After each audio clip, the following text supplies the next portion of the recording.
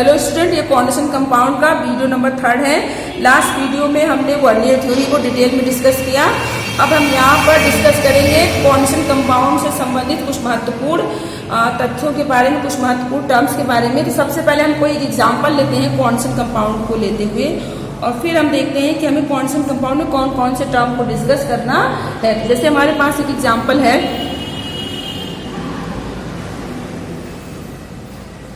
CuNH3 का whole 4 और SO4, ये हमारा कोऑर्डिनेशन कंपाउंड है। अब हम पहले देखते हैं कि इस कोऑर्डिनेशन कंपाउंड में क्या क्या चीजें हैं, किन किन चीजों से मिलकर बना हुआ है, कौन कौन से टर्म्स हैं। देखिए जैसे यहाँ पर आपको एक कंपाउंड दिखाई दे रहा है, इसमें एक बड़ा ब्रैकेट दिखाई दे रहा होगा, उसके अंदर कुछ चीजें दिखाई दे रही हैं और ब्रैकेट के बाहर दिखाई दे रहा है। तो जो ब्रैकेट के अंदर दो चीजें रहती हैं, दिमाग में रखिए, बड़े वाले ब्रैकेट के अंदर दो ही चीजें हैं। एक आपका है central metal atom, metal ion, केंद्रीय धातु परमाणु या केंद्रीय धातु आयन, और दूसरा है लिगेंड। तो कोऑर्डिनेशन इस ब्रैकेट के अंदर दो चीजें हैं, एक आपका क्या है मेटल आयन, मेटल एटम, और दूसरा है लिगेंड। क्लियर है? या कोऑर्डिनेशन नंबर जो इंडिकेट करता है। तो जो ये सेंट्रल मेटल एटम है, जो ये आपका जनरली आप देखेंगे किसी भी कोऑर्डिनेशन कंपाउंड में, इस लेफ्ट हैंड साइड में कॉर्नर में इस ब्रैकेट में लिखा होगा, और इस तरफ जो है सारे लिगेंड होंगे। तो ये जो कॉपर है ये क्या है आपका सेंट्रल मेटल एटम और आयन। क्लियर है? केंद्रीय धातु परमाणु या आयन, ये कॉपर।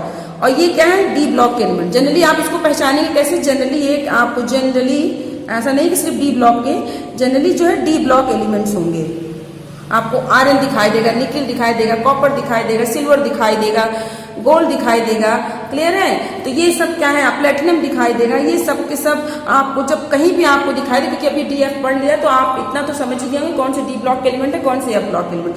तो जब भी एलिमेंट आप देखेंगे डी और F के हैं, इसका मतलब वो क्या कोई कोऑर्डिनेशन कंपाउंड दिया है। और यदि आपके डी और F ब्लॉक के एलिमेंट है, इसका मतलब वो सेंट्रल मेटल एटम है, केंद्रीय धातु परमाणु है। क्लियर है? तो ये सेंट्रल मेटल एटम या आयन है, और इस जनरली डी ब्लॉक एलिमेंट्स होते हैं। ऐसा नहीं कि सिर्फ डी ब्लॉक, जनरली सामान्यतः इसके अलावा F ब्लॉक के भी हो सकते हैं। अब जब हमने मेटल एटम को पहचान लिया, तो दूसरा हमको इसमें जो बचा हुआ भाग है वो क्या हो जाएगा, लिगेंड। ये क्या हो जाएगा, लिगेंड्स है। ये आपके सारे के सारे लिगेंड्स हैं। तो कोऑर्डिनेशन आप ब्रैकेट के अंदर दो चीजें देखेंगे, सेंट्रल मेटल एटम और लिगेंड। क्लियर है?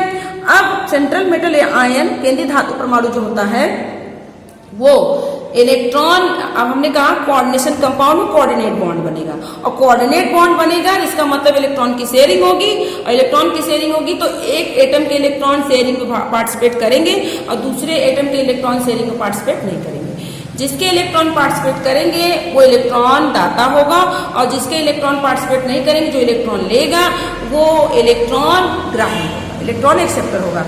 सेंट्रल मेटल एटम के केंद्रीय धातु परमाणु के इलेक्ट्रॉन बॉन्डिंग में पार्टिसिपेट नहीं करते हैं, बल्कि वो इलेक्ट्रॉन को ग्रहण करता है, इलेक्ट्रॉन ग्राही। इसका मतलब ये क्या होता है, इलेक्ट्रॉन एक्सेप्टर। जो सेंट्रल मेटल एटम हुआ वो इलेक्ट्रॉन एक्सेप्टर है, इलेक्ट्रॉन ग्राही है। क्यों? क्योंकि इसके पास, बिकॉज दे हैव, अभी हमने पढ़ा डी ब्लॉक एलिमेंट्स में कि डी ब्लॉक एलिमेंट्स के तत्व जो हैं या डी ब्लॉक एलिमेंट्स जो हैं वो कॉम्प्लेक्स बनाते हैं, मतलब कोऑर्डिनेशन कंपाउंड बनाते हैं। क्यों बनाते हैं? तो वहाँ रीजन हमने बताया, due to presence of vacant d orbital, क्योंकि उनके पास रिक्त डी ऑर्बिटल है। यहाँ पर ये बना रहे हैं कोऑर्डिनेशन कंपाउंड। इसका हम क्यों बना रहे हैं, इलेक्ट्रॉन एक्सेप्टर है, because they have vacant d orbital, क्योंकि इनके पास वैकेंट डी ऑर्बिटल्स हैं। क्लियर है?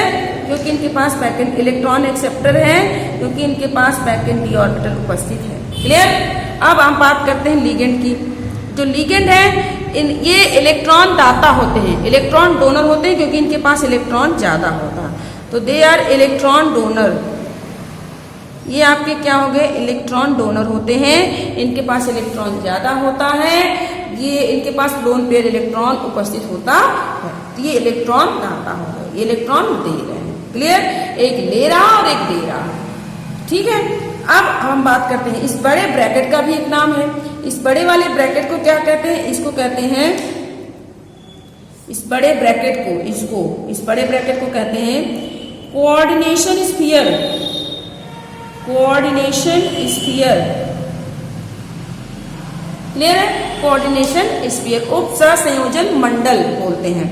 अब इसका मतलब क्या हो गया, बड़े ब्रैकेट का क्या नाम हो गया, कोऑर्डिनेशन स्फीयर। तो कोऑर्डिनेशन स्फीयर वह स्फीयर है, यही पे डिफाइन कर सकते हैं, कोऑर्डिनेशन स्फीयर वह स्फीयर है, उप सहसंयोजन मंडल वह मंडल है जिसके अंदर क्या उपस्थित होता है, सेंट्रल मेटल एटम, केंद्रीय धातु परमाणु और लिगेंड उपस्थित होता है। तो कोऑर्डिनेशन स्फीयर मेटल आयन और लिगेंड से मिलकर के बना हुआ होता है। अब मेटल आयन कोऑर्डिनेशन स्फीयर के बाहर, कोऑर्डिनेशन स्फीयर के बाहर जो कुछ भी है उसे हम बोलते हैं काउंटर आयन, उसे हम क्या बोलते हैं, काउंटर आयन, क्योंकि ये कोऑर्डिनेशन स्फीयर के बाहर है। तो कोऑर्डिनेशन स्फीयर के बाहर वाले को काउंटर आयन, उसमें 4 टर्म्स आपको मिल गए, कौन कौन से, मेटल आयन, लिगेंड और कोऑर्डिनेशन स्फीयर और काउंटर आयन। तो उप सहसंयोजन मंडल कोऑर्डिनेशन स्फीयर में 2 चीजें, मेटल आयन और लिगेंड हो गए, और काउंटर आयन जो है वो हमेशा कोऑर्डिनेशन स्फीयर के बाहर है। क्लियर है, आई थिंक आपको समझ में आ गया होगा। एक एग्जांपल हम और लेते हैं, तब आप देखिए, जैसे हमारे पास है K4FeCN का होल 6, बहुत ही कॉमन एग्जांपल, एक्सेल एग्जाम में इसका यूपीएससी नेम भी पूछा जाता है, उसको हम आगे डिस्कस करेंगे। अब देखिए इस तरीके से देख रहे हैं, अब आपको समझ में आ रहा होगा, आपको कॉन्सेंट्रेट करना है कोऑर्डिनेशन स्फीयर, बड़े ब्रैकेट को देखना है। तो बड़े वाले ब्रैकेट को हम क्या बोलते हैं, कोऑर्डिनेशन स्फीयर, उप सहसंयोजन मंडल। तो ये हो गया कोऑर्डिनेशन स्फीयर हो गया, क्लियर है। अब इसके अंदर क्या क्या चीजें होती है, 2 चीजें हैं, आयरन है इसका डी ब्लॉक का एलिमेंट, इसका मतलब ये क्या होगा, मेटल आयन, क्लियर है। और बाकी जो बचा ये क्या हो गया, आपके लिगेंड, क्लियर है। अब ये जो बचा है इसको क्या बोलते हैं, काउंटर आयन। आई थिंक आपको समझ में आ गया होगा, क्लियर है। इसी चीज को क्वार्नियर ने कहा कि मेटल कोऑर्डिनेशन स्फीयर में जो मेटल एटम होता है उसकी 2 वैलेंसी हैं, एक कोऑर्डिनेशन संख्या को बताता है, एक प्राइमरी वैलेंसी ऑक्सीडेशन संख्या को, सेकेंडरी वैलेंसी उप सहसंयोजन संख्या को। तो कितने लिगेंड है, 6 है, इसका मतलब इसका कोऑर्डिनेशन नंबर कितना हो गया, 6, इसका मतलब इसकी सेकेंडरी वैलेंसी कितनी जाएगी, 6 हो जाएगी। और रही बात ऑक्सीडेशन संख्या की, तो उसको भी अभी बता देंगे, क्लियर है। ये हो गया। अब हम 1 by 1 टर्म्स को डिस्कस करेंगे, कोऑर्डिनेशन कंपाउंड के टर्म्स को हम डिटेल में डिस्कस करेंगे। सबसे पहले हम कोऑर्डिनेशन कंपाउंड क्या होता है हमने पढ़ लिया है। अगला टर्म हमारा इसमें होगा, फर्स्ट टर्म जो हम इसमें डिस्कस करते हैं, क्या क्या हमको डिस्कस करना है, ये पहले एक बार लिख लेते हैं। पहला है सेंट्रल एटम या फिर आयन, सेंट्रल एटम या आयन, फर्स्ट ये हो गया। सेकेंड हमें डिस्कस करना है जो हमारे पास है लिगेंड्स है, क्लियर है। उसके बाद कोऑर्डिनेशन स्फीयर, कोऑर्डिनेशन स्फीयर, फिर है आपका काउंटर आयन। इतनी चीजें हमें डिस्कस करनी है, जो रह जाएगा उसको भी हम ले लेंगे। तो फर्स्ट ऑफ ऑल हम डिस्कस करेंगे, फर्स्ट टर्म हमारा है दैट इज सेंट्रल एटम और आयन। क्या होता है सेंट्रल एटम आयन, क्या है सेंट्रल एटम आयन, क्या है, कोऑर्डिनेशन कंपाउंड में जो सेंट्रल एटम या आयन होते हैं वो जो है लिगेंड से जुड़े होते हैं और कोऑर्डिनेशन स्फीयर के अंदर होते, क्लियर है। जैसे सेंट्रल एटम आयन जो होंगे, आप यहीं पे पहले लिख लें कि वो डी ब्लॉक के एलिमेंट, जनरली जो हम पढ़ रहे हैं, या ब्लॉक भी बनाते हैं, लेकिन हमारे कोर्स में हमको डी ब्लॉक का डिस्कस करना, क्लियर है। जनरली डी ब्लॉक एलिमेंट्स, पहली बात, क्लियर है। उसके बाद they are electron acceptor, electron acceptor because they have vacant orbital, क्योंकि इनके पास वैकेंट डी ऑर्बिटल उपस्थित है। इतनी चीजें हो गई। आगे देखेंगे सेंट्रल एटम के लिए क्या है, in coordination compound, in a coordination compound, coordination compound, the central atom or ion central atom और ion to which a fixed number of ion or group are bound in a definite geometrical arrangement around it is called central atom या ion. Simply इतना जो हमने explain किया उसको shortcut में आप कह सकते हैं कि सेंट्रल एटम क्या है, सेंट्रल एटम जिससे कि लिगेंड्स जुड़े होते हैं। तो central atom ions are attached with ligands in a coordination sphere. Simple सा, सेंट्रल एटम और ion are attached with ligands in a coordination sphere, inside coordination, in a coordination sphere, in a coordination sphere. Clear है?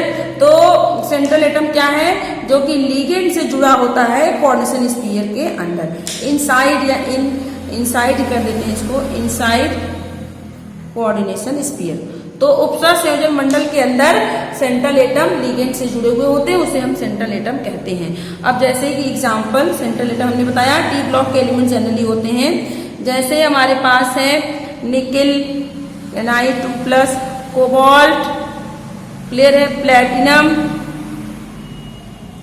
इस तरीके से iron, clear है, etcetera. तो ये सब क्या है, डी ब्लॉक के एलिमेंट्स जो हैं वो आपके क्या हो गए, सेंट्रल मेटल एटम। अब आप पहचान लेंगे। नेक्स्ट दूसरा टर्म्स हम डिस्कस करते हैं, दैट इज लिगेंड। क्लियर?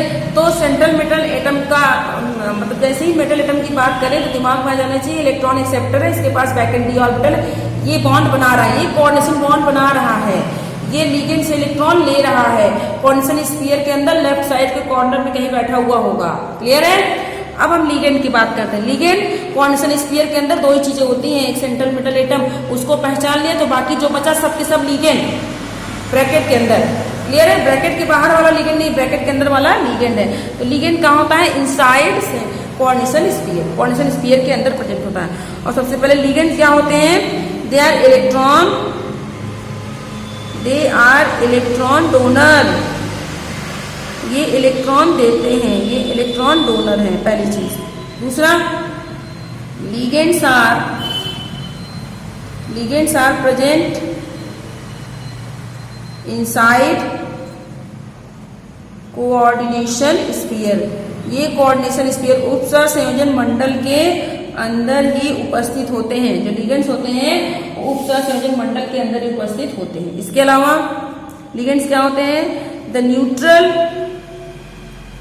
ये न्यूट्रल भी हो सकते हैं और इसके अलावा नेगेटिव या पॉजिटिव आयन हो सकते हैं। द न्यूट्रल मॉलिक्यूल और आयंस, देखा हमने क्या कहा, न्यूट्रल मॉलिक्यूल, उदासीन अणु या फिर आयंस का मतलब निगेटिव भी या पॉजिटिव भी। आयंस दैट जो किससे अटैच होता है, दैट बाउंड या attach, that bound to the central atom या आयन। क्लियर है? Is called ligands. तो हमें मेनली कॉन्सेंट कंपाउंड को देखकर ये पहचान में आना चाहिए कि लिगेंड क्या है। क्लियर है? तो लिगेंड इलेक्ट्रॉन डोनर होते हैं, ये कोऑर्डिनेशन स्फीयर के अंदर उपस्थित होते हैं। इसके अलावा लिगेंड्स न्यूट्रल मॉलिक्यूल भी हो सकता है, निगेटिव या पॉजिटिव भी हो सकता है, जो कि सेंट्रल मेटल एटम से कोऑर्डिनेशन कंपाउंड में जुड़ा हुआ होता है। तो कोऑर्डिनेशन स्फीयर उपसर संयोजन मंडल के अंदर दो चीजें हैं, एक आपका केंद्रीय धातु परमाणु, दूसरा लिगेंड। क्लियर है? ये दो चीजें ही उपस्थित होती हैं। अब लिगेंड्स जो होते हैं वो कई टाइप के होते हैं, तो उसको हम देखेंगे लिगेंड क्या होते हैं। और इलेक्ट्रॉन डोनेट करने के, इनके पास जो इलेक्ट्रॉन डोनर साइट्स हैं, depending upon number of donor site के आधार पर लिगेंड्स कई टाइप्स के होते हैं, क्योंकि इनके पास ये भाई इलेक्ट्रॉन डोनेट कर रहे हैं तो इनके पास डोनर साइट है। क्लियर है? तो नेक्स्ट टॉपिक है हमारा टाइप्स ऑफ लिगेंड्स। तो इसको हम डिटेल में डिस्कस करेंगे, क्योंकि बिना इसको जब तक हम central metal atom, coordination sphere, counter ion और लिगेंड को नहीं समझेंगे तब तक हम कॉर्निशन स्फीयर का नॉमेनक्लेचर नहीं कर पाएंगे। और हर बार बोर्ड एग्जाम में कॉर्निशन स्फीयर का नॉमेनक्लेचर 101% आता है। क्लियर है? तो हमें लिगेंड को पहचानने आना चाहिए, कौन सा निगेटिव, कौन सा पॉजिटिव, कौन सा न्यूट्रल है, कौन सा यूनिडेंटेड है, बाइडेंटेड है या मल्टीडेंटेड है। तो हमको सब कुछ आना चाहिए। हम यहाँ पर इसको डिटेल में यहाँ पर डिस्कस करेंगे। तो टाइप्स ऑफ लिगेंड किसके आधार पर, depending upon types of ligand,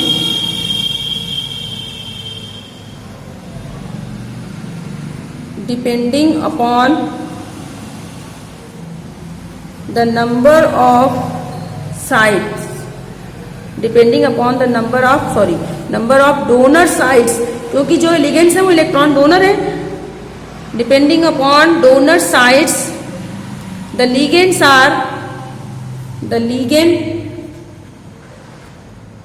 ligands में बी क्लासिफाइड एज, देखिए कौन कौन से हैं।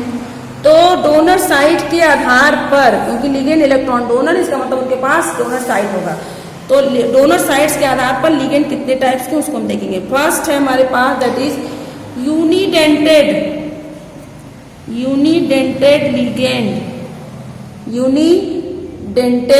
लिगेंड। देखिए क्या होता है। यूनि का मतलब एक, यूनि का मतलब क्या हुआ, एक। तो एक दंती, डेंटेड का मतलब हुआ दंती, तो एक दंती लिगेंड, यूनिडेंटेड लिगेंड अर्थात एक दंती लिगेंड। यूनि का मतलब एक, तो कितने डोनर साइट होंगे, केवल एक डोनर साइट। तो यूनिडेंटेड लिगेंड वो लिगेंड है जिसके पास केवल वन डोनर साइट है। तो विथ वन डोनर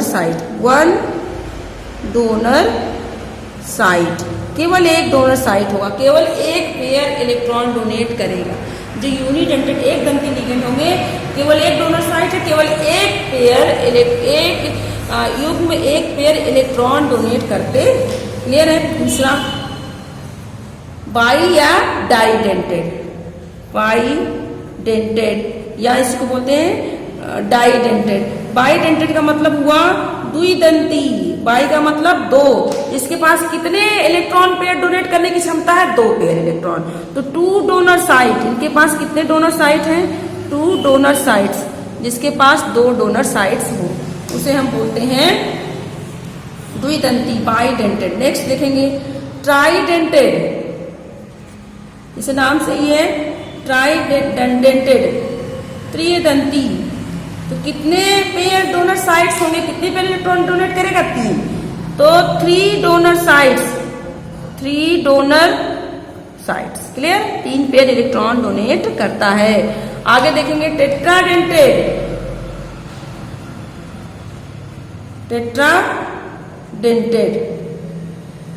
टेट्रा का मतलब कितने पेयर इलेक्ट्रॉन होंगे भाई, कितने pair electron pair, four donor site. Clear है? चार डोनर साइट्स हैं इसके पास। हेक्साडेंटेड होगा, पेंटाडेंटेड होगा तो 5, हेक्साडेंटेड हुआ तो 6। हेक्साडेंटेड लिगेंड, तो हेक्साडेंटेड लिगेंड्स जो होंगे उनके पास 6 डोनर साइट्स होते हैं। क्लियर है? अब लिगेंड मोर देन वन डोनर साइट्स, एक से ज्यादा डोनर साइट्स को हम मल्टीडेंटेड या पॉलीडेंटेड भी कहते हैं। अगला इसी में आगे देख लेंगे मल्टीडेंटेड